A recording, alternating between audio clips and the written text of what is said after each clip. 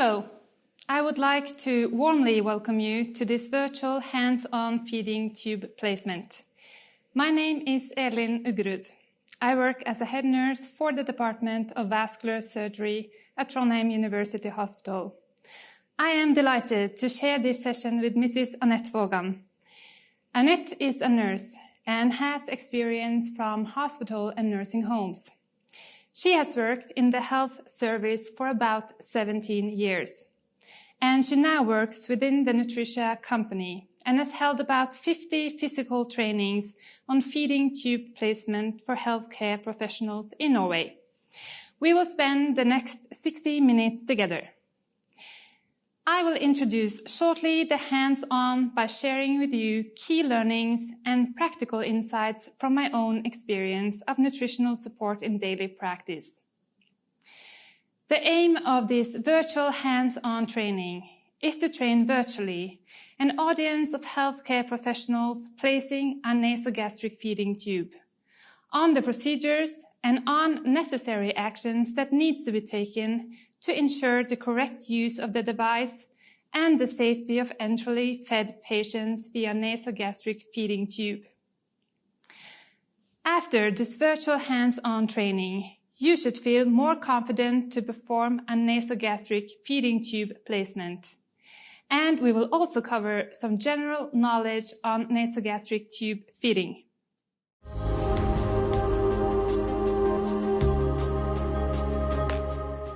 As mentioned in the introduction, I work as a head nurse for the Department of Vascular Surgery at Trondheim University Hospital. I have worked as a nurse for 7 years in the gastrosurgical department and now 8 years in the vascular surgery department. And common to both departments are that the patients are going through high-risk surgery, some that also requires ICU treatment. And many of those patients need post-surgical nutritional support. Placing a nasogastric tube is not a procedure that many of our nurses have been able to practice since nursing school. And during my 15 years of nursing, I have seen that TPN has often been the choice to post-surgical patients. And I think part of that has to do with the fact that many of these patients already have a central venous catheter inserted. And therefore, it's easier to use this for feeding the patient, even though we know that enteral feeding is better for the patient and for his or her recovery.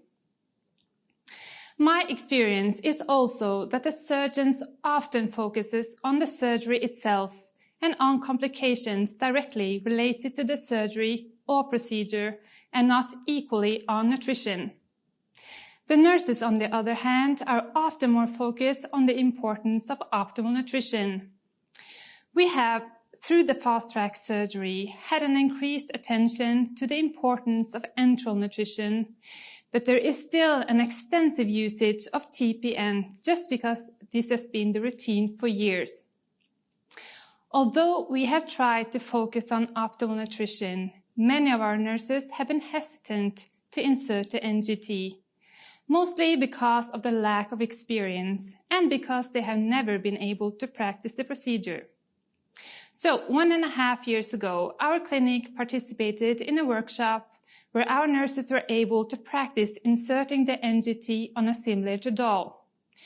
The staff were divided into small groups and each workshop lasted for approximately 60 minutes. They were able to practice inserting the NGT, learning how to confirm its placement, and administering feedings. We have a feeding pump which is easy to use and doesn't require a lot of training. The feedback after the workshop was 100% positive. The nurses were able to practice inserting the tube several times, asking questions, and being able to focus strictly on the procedure without thinking about the patient. All of them felt more confident and not so hesitant to insert a NGT. We know that many patients are nervous of getting an enteral tube, and therefore it's important that the nurse is calm and focused on the patient during this procedure. The workshop took place 5 times a week over a period of 3 weeks, and all nurses were able to participate. After this workshop, we weekly try to identify patients that are not optimal nourished and discuss if the patient could benefit from an enteral feeding tube. We have implemented a staff meeting in the middle of the day to discuss the status of the admitted patients, and nutrition is one of the topics we discuss at this meeting. One of the key challenges in my department is that many of our patients initially spend some days in the ICU units where TPN might be initiated, and it's hard to change to enteral nutrition when they are transferred to my unit. In my experience, as I mentioned earlier, we still have a way to go when it comes to the surgeons understanding the importance of optimal nutrition early in the post-surgical phase, and that enteral feeding should be the first choice when the patient needs nutritional support. It is more challenging to change guidelines and procedures that involves several groups and departments. Actions to change status quo requires effort, good information, clear guidelines, evaluation, and dedicated staff. And without extra resources, it takes quite a long time to implement changes. Well, once we identify patients who could benefit from using enteral tube feed, we consult with a dietitian to find the best suited feed. For the surgical patient, we usually choose a high-protein feed, and we also choose a high-protein feed for our patients who have necrotic wounds. One key challenge is the amount of available dietitians in the hospital. It tends to take some time to receive a response, and this delays the initiation of enteral nutrition, and the patient would then either have TPN or a couple of days without the proper nutritional support. We also have many patients with wounds on vacuum treatment, and through this needs to fast several days of the week. Many of these patients are elderly and might initially have a poor nutritional status. We have some structural challenges regarding this patient group and initiating enteral nutrition. These patients are usually admitted in the surgical schedule without a specific time slot, and the fasting time is usually somewhere between 6 to 12 hours, depending if something more acute needs to be prioritized in the surgical program. And sometimes the procedure might even be postponed to the next day. This unpredictability makes it hard to administer enteral nutrition, and TPN is frequently used for the patients who are not able to cover their nutritional needs through regular food, mainly because it's easier and more predictable to administer. There is an improvement potential in the treatment of these patients, and by using an elective surgical unit with a dedicated time slot for each patient, we could significantly reduce fasting time. And another option we possibly could use is the feed suction enteral tube. On this tube, you can give both feed and do suction before surgery. The benefit of using an enteral tube is that we can administer both medication and oral nutritional supplements directly in the tube. Supplements might be especially beneficial for the patients who have started to eat but are not able to cover their protein requirements through the food, and this might be a good transition period. For the patients who get their nutritional support with TPN through a central line, the risk for infections are increased. And this risk could be mitigated by placing an enteral tube. In the unit of vascular surgery, there is a high turnover of patients and a big focus on either transferring the patient to another department or discharge to home or an institution outside the hospital. We have the impression that patients that starts enteral feeding earlier tends to recover faster and can be discharged at an earlier stage. The stomach is functioning sooner, and waiting for this function is usually the reason for not discharging the patient. This delay is something we often see in patients who have used TPN, and they use longer time covering their nutritional needs through regular food. I have similar experience from the gastrosurgical department, and I think this is worth investigating further. But as mentioned earlier, this requires changing both routines and habits, and that takes both effort and resources. To accomplish this, we need a good cross-functional collaboration with surgeons, dietitians, nurses, and all involved units. Another important aspect is also the economy linked to nutritional support. Enteral nutrition is a more cost-effective option compared to TPN. And on top of this, we could also have savings linked to reduced days of hospitalization. In some cases, we also have to discharge patients that still need nutritional support. The benefits of discharging a patient with an enteral tube instead of a central line and TPN are many. I mentioned the risk of infection, which is more significant among patients being discharged with TPN. And if the patient is discharged to home, it's more difficult to maintain a clean and sterile environment. Enteral feeding gives fewer complications. If the patient gets meal-sized portions, the home care nurses don't need to manage a pump, and the patient can then move more freely. If the patient needs a pump, some of the feeding pumps, as mentioned earlier, are simple in use and requires little training. We find it easier discharging the patient to nursing homes and to the patient's home with the NGT and enteral feeding if they need enteral support. We also see that the home care nurses and the staff in nursing homes are more used to enteral feeding tubes rather than a central venous catheter. Sometimes it might also be beneficial to discharge a patient with the NGT for the home care nurses or rehab institution to monitor the patient's nutritional status over time, and also continue with some nutritional support or supplements until the patient is in his habitual state.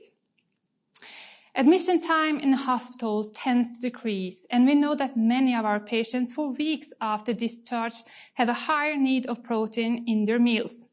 A tube can help the patient achieving this requirement through supplements. So we had great use of training with the simulator doll, and this has helped us raising awareness of the benefits of using an enteral feeding tube. And we shall now move over to the training session.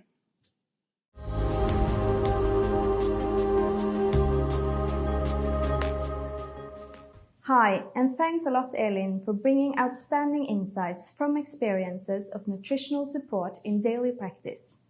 Welcome to this training where we will go through nasogastric feeding tube insertion and medical equipment related to this procedure.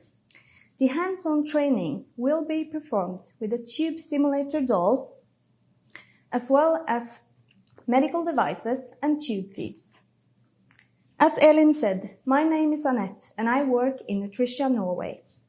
We have run this training physically towards healthcare professionals in our country. The intention with this is that healthcare professionals will be confident in inserting a nasogastric feeding tube and to get acquainted with the equipment used. This to ensure the correct use of the device and the safety of enterally fed patients with nasogastric feeding tubes. There is great variation from place to place how familiar you are with this procedure, and it is as with everything else, if you want to be good at something, you need practice. What we know today is whether for a short period of time in an intensive care unit, at hospitals or longer term from home, that there are many patients at nutritional risk or malnourished who cannot meet their nutritional requirements by normal dietary intake. Those who have a functioning gastrointestinal tract can have their food delivered with a feeding tube, as this is also more physiologically correct versus giving total parenteral nutrition. It is therefore important that healthcare professionals feel confident in inserting a feeding tube. The rules can vary from country to country and from hospital to hospital when it comes to the procedure itself and how to check the location of the tube afterwards. Therefore, always check local procedures and follow them. We'll talk more about this later. There are different enteral feeding tubes and ways to insert them. Today we will go through the insertion of the nasogastric feeding tube. Be aware that there are other enteral feeding administration routes, such as a gastrostomy tube, that allow the supply of nutrition, medication and fluids directly into the stomach through the abdominal wall. The choice for a particular enteral feeding strategy is based on the individual patient's clinical characteristics and the nutritional needs. It is also dependent on the patient's motility, gastric functionality, the type and position of the tube, and the phase of tube feeding. The feeding tubes come packaged in a sterile package. The insertion itself, it's not a sterile procedure, but a clean procedure. Because the feeding tubes are packed sterile, the guide wire is not fixed to the feeding tube, so we have to screw it on to the end-fit connector in the tubes that have a guide wire. The guide wire makes the tube stiffer and can make it easier to insert the tube, but you don't need to have the guide wire to insert the feeding tube if you do not want to. The normal feeding tubes have several holes this style. This is to ensure the supply of nutrition into the gastrointestinal tract, even if the feeding tube, for example, should lie in the wall of the stomach and block one of the holes. There are different sizes of feeding tubes. Which size to choose depends on, among other things, the patient's size, the patient's comfort, and how much and what to give through the tube. For adults, it is common to use size 8 to 12. My experience is that sometimes you may have to try a little to find out what works for the individual. Some healthcare professionals are of the opinion that smaller tubes are often easier to insert, but it may just as well be the opposite. So there is no automaticity in the fact that the smallest tubes are easier to insert than the larger ones. Nasogastric feeding tubes have a normal use time of 4 to 6 weeks. If it is known in advance that the patient will use the tube feeding beyond this time, it is often recommended to insert a gastrostomy tube immediately, as the use of nasogastric feeding tubes over a long period of time can lead to the development of pressure ulcers and discomfort for the patient. The duration of use depends on several factors, such as patient comfort, amount of stomach acid, and medication used.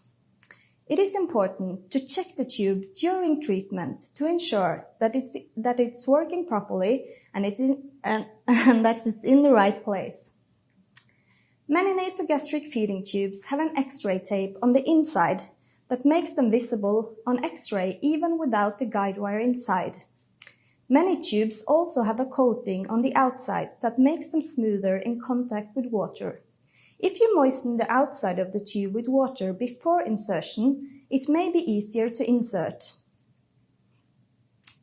In some places, they use anesthetic gel or anesthetic spray on the tube or in the nose of the patient before insertion.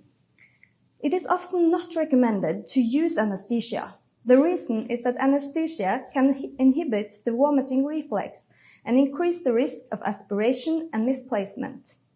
Anesthesia used only in the nose of the patient can have the same effect. As we see from the figure, you see that from the nostril and inwards it is reasonably flat before you get a slope down towards the throat. The anesthetic can work in the throat even if it was not the intention. The use of anesthesia must therefore be clarified with a responsible doctor, and you should follow national procedures. If they state that you can, then use it, but be aware of the risks.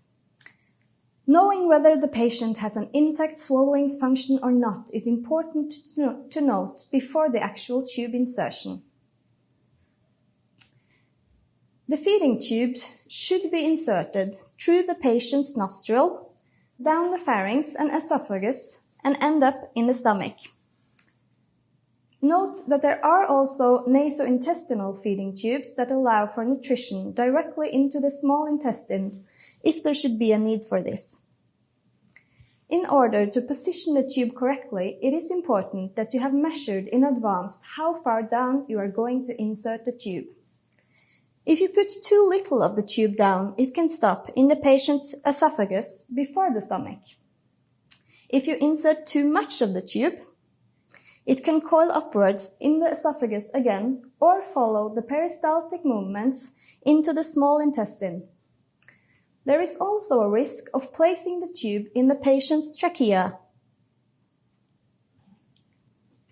It is therefore important to check the location of the tube after insertion. The tube must also be checked each time before using the tube. Follow local guidelines. We return to this later at checking of the tube. When inserting feeding tube, it is recommended to be 2 people. One who takes care of the actual insertion and one who takes care of the patient. The procedure is performed with clean, non-sterile technique. Basic hand hygiene is performed and non-sterile disposable protective gloves are used.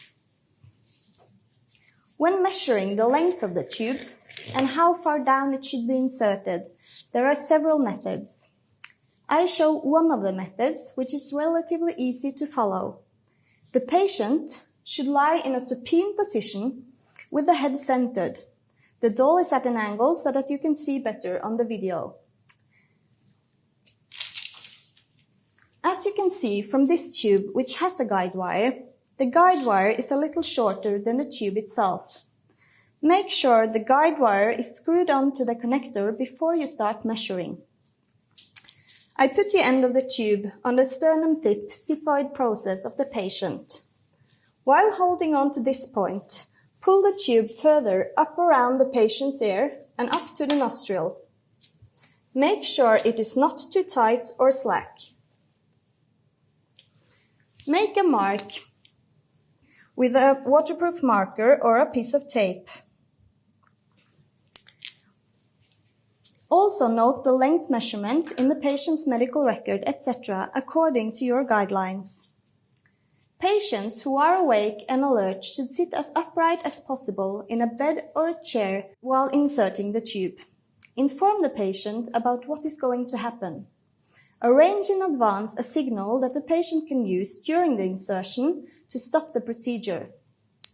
Find all equipment you need in advance. These are usually a feeding tube, clean gloves, glasses with water and straw, a syringe, fixing tape, waterproof marker, a cloth and possibly a cleaning basin.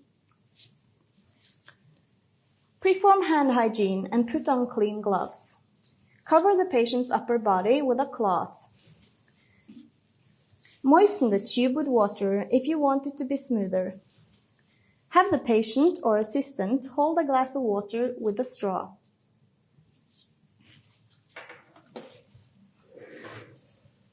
Insert the tube into the nostril and backwards along the nasal floor. Immediately after inserting the tube, ask the patient to bend their head forward. This will squeeze the trachea a little so that the chance of the tube being placed incorrectly is reduced. Insert the tube further. Do not use force or pressure. If you notice resistance, pull the tube out and start again. If necessary, use the patient's other nostril. After moving the tube a short distance inwards, the distance will vary from person to person, you will reach the throat. Here you can meet a little more resistance, and it's common for the patient to retch, cough, feel discomfort, etc. Ask the patient to drink while you pass the tube through the throat. Move the tube further down while the patient continues to swallow. Stop when the mark has reached the nostril. If the patient continues to cough, has severe retching, becomes cyanotic, or has difficulty breathing, this may be a sign that the tube is in the trachea. Then pull out the tube immediately. A new attempt at insertion must then be made. Please note that the lack of these symptoms does not indicate that the tube is placed correctly. Many patients, especially in the ICU ward, can have impaired or missing swallow or cough reflex. When the mark has reached the nostril and it is believed that the tube is in the right place, the location must be checked. Placement verification routines may vary from place to place. Check local guidelines. Many places have routines for X-ray examination to be carried out before the feeding tube is used. Elsewhere, aspiration of gastric contents is used in combination with pH paper. Note that inserting air only and listening is not a safe method of verifying location. When verifying with aspiration, you connect a syringe to the tube and try to aspirate stomach contents.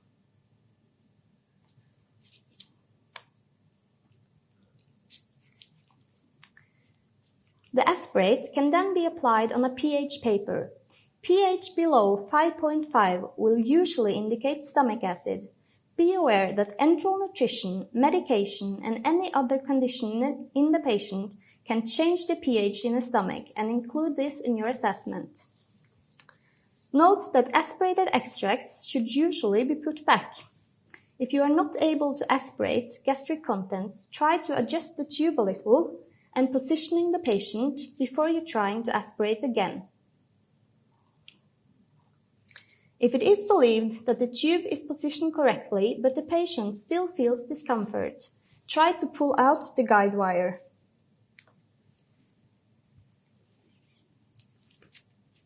The guide wire should be removed after inserting the tube, but you can aspirate on the tube both with and without the guide wire. Before using the tube, the guide wire must be removed and never returned into the tube. Fix the tube with tape or other suitable equipment to hold it in place. Many people use strong elastic tape for this purpose. Here I have a piece of tape that is split in one end in the middle, and it can be attached in this way.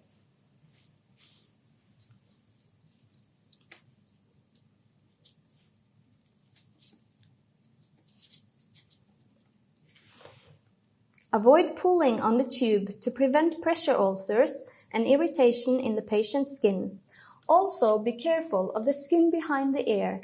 You can place a relieving compress between the ear and the tube. Once the tube position and correct location has been verified, the tube can be used. Note that the tube location should be checked every time before the tube is used, preferably by checking the position of the mark and aspirating on the tube.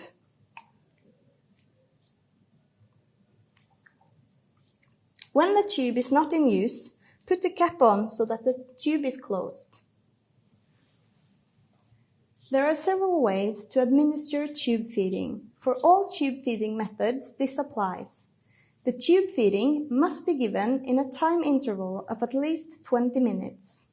When tube feeding is given and half an hour after, the upper body should be raised. Before and after tube feeding is given, the tube should be flushed with 30 to 50 milliliters of water. Tube feeding should always be given at room temperature. Tube feeding, bolus with enteral feeding syringe. Check and rinse the tube. Fill the syringe with the desired amount of tube food. Connect this to the feeding tube and administer at a controlled rate.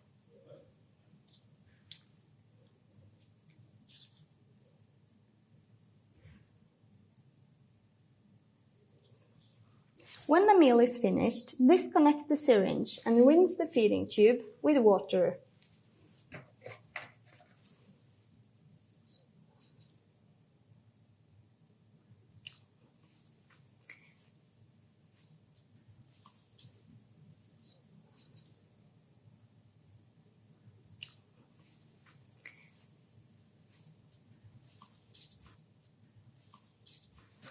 Feeding tube with feeding set without pump.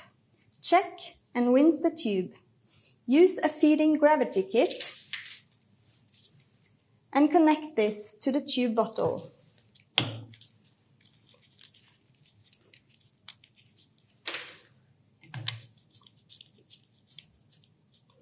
Check that the roller clamp is closed. Hang the tube food on a stand and fill the drip chamber. Fill the feeding set with tube food.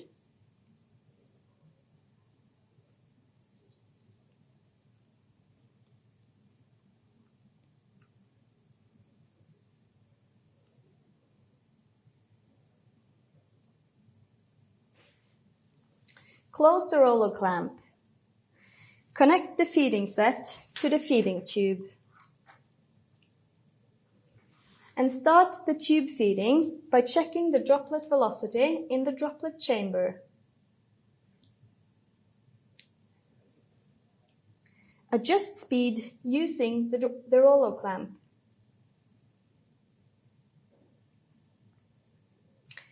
When the meal is finished, disconnect the feeding set and rinse the feeding tube with water.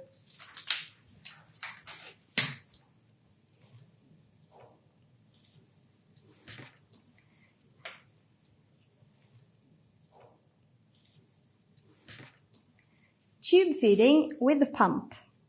The feeding pump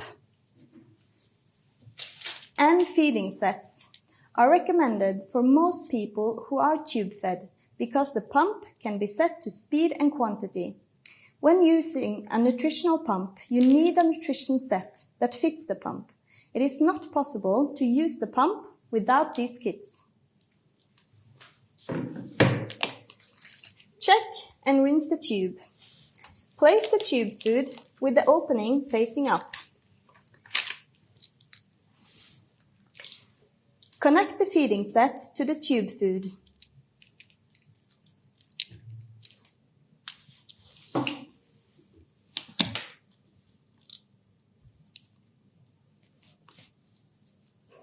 And hang the tube food on a stand or similar. Open the pump cover and place the feeding set in the pump. You can pull lightly in the hoses that goes out on the right side to get the feeding set in place. Close the pump cover. Fill the drip chamber. Turn on the pump.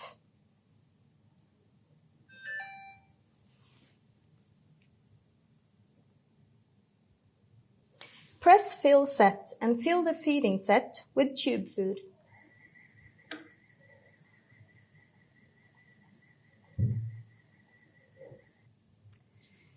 Remove the protective cap on the feeding set and screw the feeding set to the feeding tube.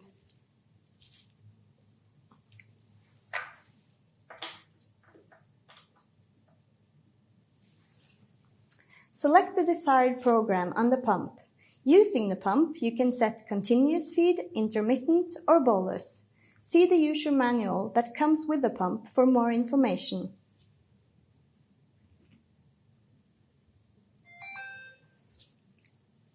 Continuous feeding results in fewer complications, less frequent reflux, less abdominal pain, and diarrhea. It is therefore often preferred for the very sick and those who have been without food in the intestine for a long time. A night break of 4 hours can provide better digestion as the pH of the stomach normalizes during this time. If the tube is located in the jejunum, a feeding pump is used. Maximum speed directly to the jejunum is approximately 100 to 120 milliliters per hour. For continuous feeding in the stomach, a suggestion may be start at a rate of 25 milliliters per hour for the first 8 hours. If this is well tolerated, it can be increased by 25 milliliters per hour every 8 hours to a maximum of 150 milliliters per hour. Energy-rich tube feeding is provided at a lower speed than standard solutions. Most people need to have a slightly lower feed rate at night. Periodic feeding is given at a higher speed and with more and longer breaks without tube feeding than with continuous tube feeding. This provides more flexibility for the patient. For example, tube feed can be given at an interval of 1 to 3 hours at a time, 4 to 5 times a day. Bolus feeding is similar to ordinary meal rhythms and may be suitable for long-term treatment of healthier and more active people. The tube feeding is given within a meal rhythm, and the food is given with a feeding pump or large food syringes. Meal amounts of 100 to 450 milliliters is given during approximately 20 to 30 minutes. Suitable for restless patients who do not want to be connected to a pump and who want to be active. If food is given too fast or in excessive amounts, it can cause diarrhea, stomach pain, nausea or bloating. It may therefore be necessary to start with continuous or periodic feeding. Once it has been decided that the patient should start tube feeding, it should be initiated as soon as possible. It can take 1 to 3 days to achieve the planned volume. In special cases, it takes longer. Tube solutions should not be diluted. Fiber-containing solutions are often recommended as the first choice. Also remember that many patients need tube solutions with a lot of good quality protein, as acute and chronic disease increases the need for protein. Good tolerance is absolutely crucial for the tube solution to be used. Finally, we will look at the daily care and nursing of the nasogastric feeding tube. Wash or disinfect your hands before handling medical equipment that is in contact with the patient. Change infusion sets daily to avoid contamination of infusion sets or tube feed. The infusion set can be used several times as long as they are changed at least every 24 hours, and this is in accordance with internal procedures. Before each use of the tube, make sure that the tube is in the correct place. Follow internal guidelines. Rinse with a minimum of 30 milliliters of water before and after using the feeding tube. Flush the tube at least every 8 hours to prevent blockage. Always rinse in a controlled manner. Keep the tube and the skin around clean and dry. Clean the patient's mouth daily and make sure the lips are not dry. Replace daily the fixing tape that holds the tube in place and look for damage to the skin, such as redness or swelling. Clean the nostril and look for signs of damaged hair. Also remember the skin behind the ear. Thanks a lot, Annette, for this hands-on training on placing a nasogastric feeding tube.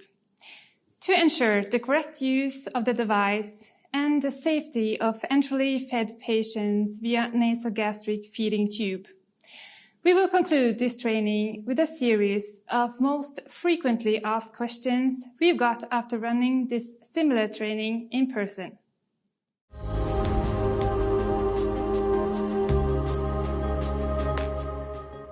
Like I said, we have gathered some of the most frequently asked questions that may arise during tube training.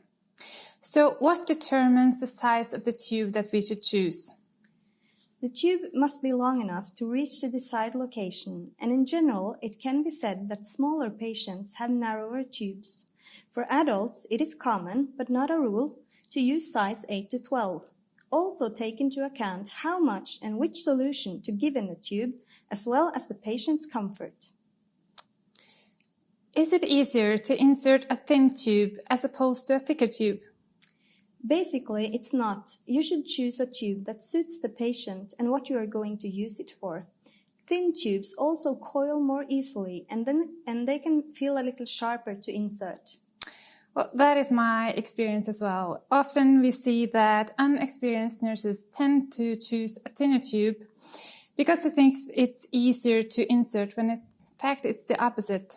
The thicker tubes are easier to guide.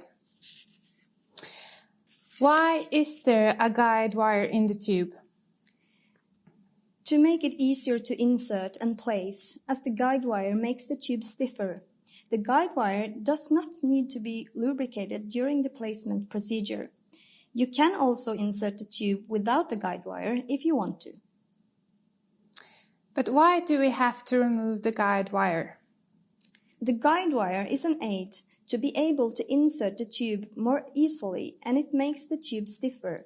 It can be uncomfortable for some patients because the tube is stiffer and the patient can feel it more.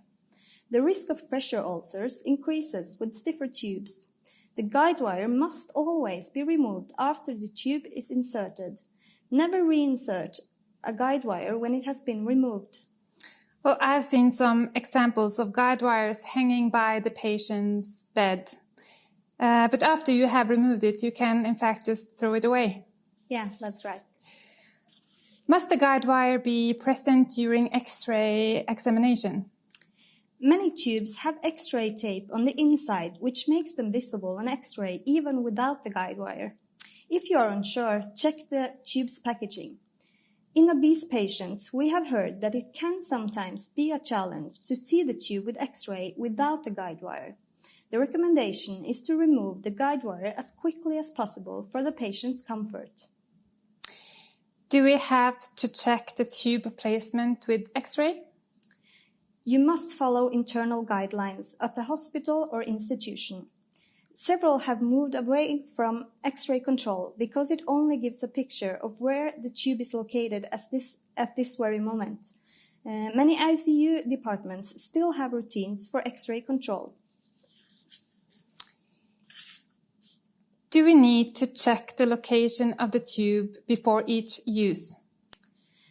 You need to do this because the tube can move and dislocate.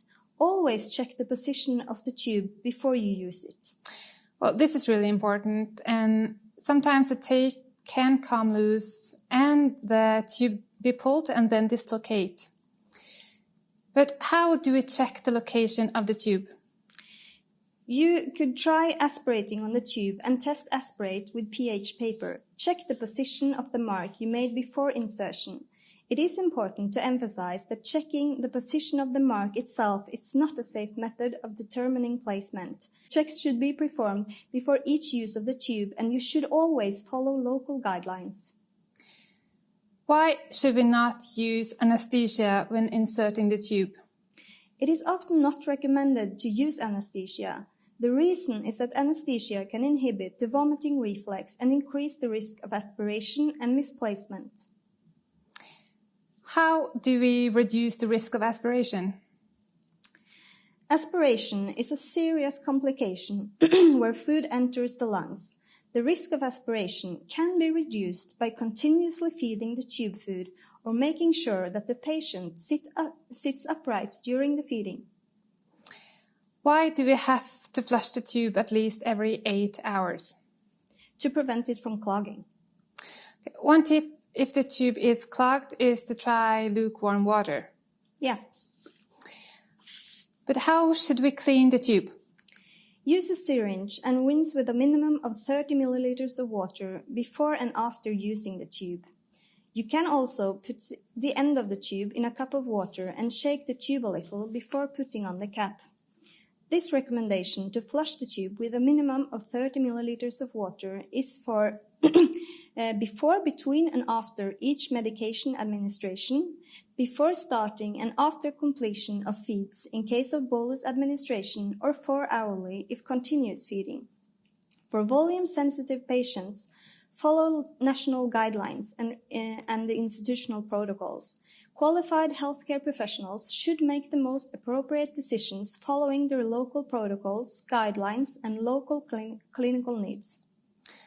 How should we clean, rinse the nutrition set? It is not recommended to rinse the nutrition set. Disconnect the nutrition set from the tube and flush into the tube. Remember that the nutrition set must be changed at least every 24 hours. If you give medication through the MedPort, you flush with 30 milliliters of water before, between, and after the medication is given. Again, for volume-sensitive patients, follow national guidelines and institutional protocols. Qualified healthcare professionals should make the most appropriate decisions following their local protocols, guidelines, and local clinical needs. But how much tube food should we give at the start? An example from the Norwegian guidelines is, for effective nutritional treatment, it is best to get started as early as possible and get up to the estimated needs as soon as possible. Gradual approach is still necessary and tolerance must be achieved before escalation continues. The infusion rate can be increased rapidly to the desired rate. An example, start at an infusion rate of 25 milliliters per hour for the first 8 hours. If the patient tolerates this, increase by 25 milliliters per hour every 8 hours to a maximum of 150 milliliters per hour. And then, the final question, what type of tube food should we start with? This will depend on the patient's needs. Fiber-containing solutions are often recommended as the first choice. Also remember that many patients need tube solutions with a lot of good protein, as acute and chronic disease increases the need for protein. Thank you.